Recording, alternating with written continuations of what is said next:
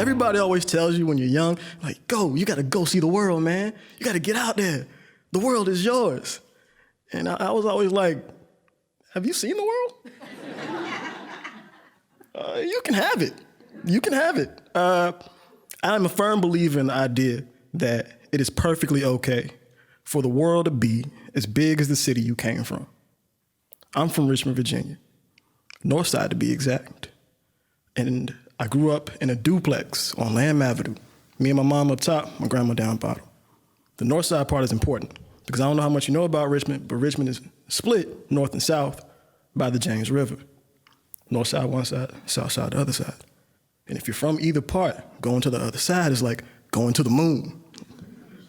Like, legitimately, it's only 20 minutes, but it's so far that people never go. And if you're a North Sider and trying to go to South Side, it is guaranteed that you have said the words all the way over. Example, yo, my car broke down. Where you at? All the way over South Side. You ain't got AAA? Like, I mean, it's hard to understand, but that's just a Richmond thing. Even getting on highways is kind of a journey, right? Like when I was a kid, like I didn't learn like the numbers on exits until I was like 22. I just knew the streets, you know what I mean? So when me and my mom would get on the highway, I started driving, she would always see the sign that said Washington, D.C.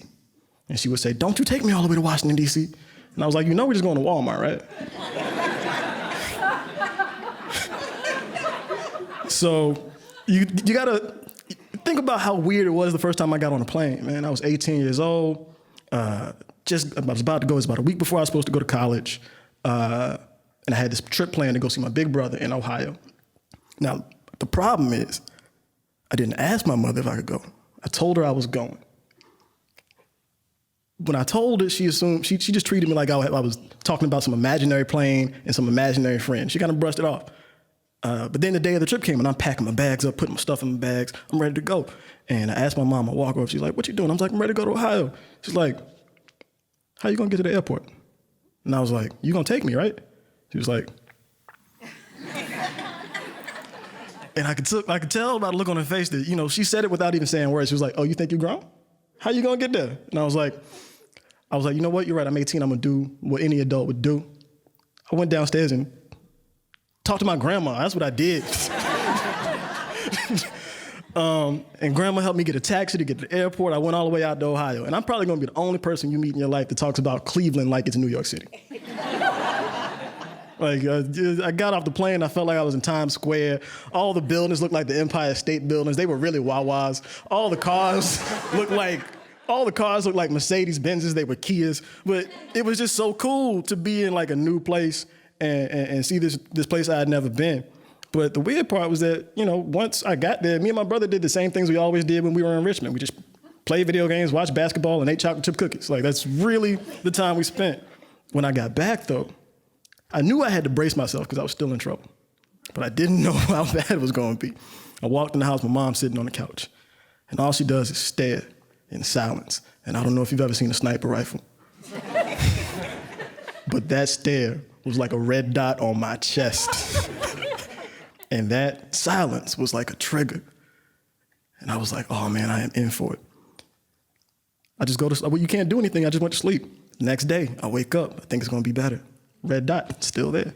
Next day I wake up, red dot, still there. It's Wednesday, red dot, still there. And I don't know how long you have to go with a red dot on your chest to realize I need to start making arrangements. I need to figure out what I was gonna do if my mother never spoke to me again. And you gotta understand, like, it's not that she was mad. Like, me and my mom talked every single day for 18 years. That was my road dog. That was my best friend and my tag team partner. So this was a very strange occurrence. And I'm supposed to be moving to college, man. I need to talk to somebody. She had the microwave ready, the refrigerator ready, all the stuff you move into college. And we also had this one trunk that my grandma gave me. It was a white trunk. Paint was chipped on it. You could see the blue underneath it because it had been painted over. And the game plan was always to paint this trunk the colors of the school I was going to, Virginia Commonwealth University. But I wasn't there to paint it, and we weren't talking after. So at some point I decided, you know what? I gotta leave. I gotta get out of here. It's just to break the silence. This is maddening. And I left on a Friday, came back from wherever I went, and the trunk was painted white, was painted black and yellow. And we never talked about it at all. But in that moment, I knew everything was okay again. And I also realized that she was never mad.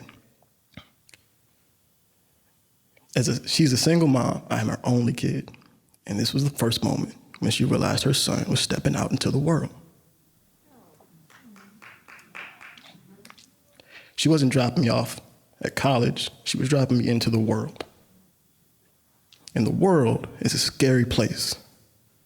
You find that out when you get older. I would take Richmond over anywhere in the world every day. Just don't ask me to go over Southside.